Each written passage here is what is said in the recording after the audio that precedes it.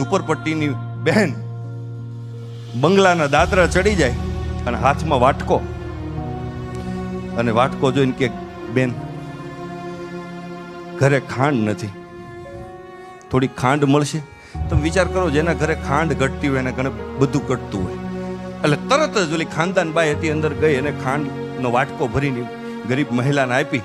પછી એને ઊંઘ ન આવે. દાતાર માણસ કોને કહેવાય? જેને કેવું ન પડે હો એ ભાઈ તમે આ કામની અંદર કંઈક લખાવજો, એવું કેવું ન પડે. દાતારી ફાટી નીકળે. દિલવાળો માણસ અંદરથી ફાટી જાય, એનાથી રહેવાય નહીં.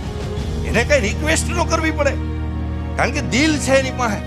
પછી એનું ઊંઘ ન આવે, કારણ કે જેની ઘરે ખાંડ ઘટે એની ઘરે ઘણું બધું ઘટતું હોય. આ ફીલ કરે, દિલ છે ફીલ કરે.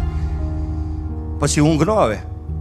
એને એમ થયું કાલ પાછું કંઈક માગવા આવશે, કાલ પાછું કંઈક માગવા આવશે, કંઈક. પણ પેલી ગરીબ બાઈ માગવાનો હોય. પછી તો સાહેબ રહેવાનું નહીં. મુંબઈની બજારમાં એ કરોડપતિની મહિલા નીકળી ગરીબ બેનને ગોતવા માટે. ક્યાં ગઈ? ડગલા માંડે છે, ઝુંપડપટ્ટીની અંદર ઘૂસે છે. ગરીબ બેન રાજી થઈ જાય છે, બેન તમે. પણ મહત્વની વસ્તુ, મુદ્દાની વસ્તુ, એ કરોડપતિ બાઈની હાથમાં એક વાટકો હતો.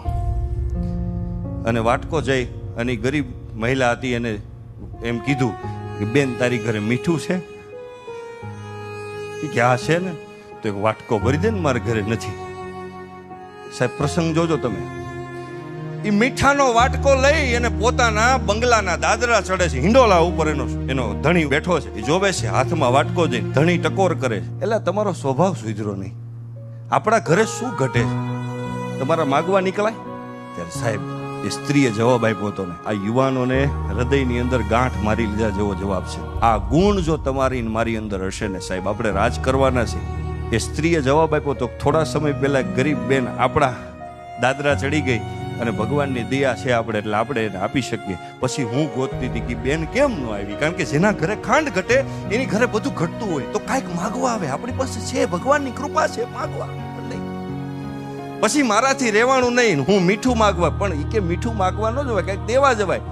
એ કે હું મીઠું એના ઘરે એટલા માટે માગવા ગઈ કે એને ફરી આપણા ઘરે કંઈક માગવા આવવું હોય ને તો એના પગ ભારે ન થાય ને એને સંકોચ ન થવો જોઈએ. ભલા માણસ, એક દાતાર માણસ પોતાની દાતારી દાખવા માટે પોતે ભિખારી બની જાય છે, એને શરમ નથી આવતી, અને દાતારી કહેવાય છે.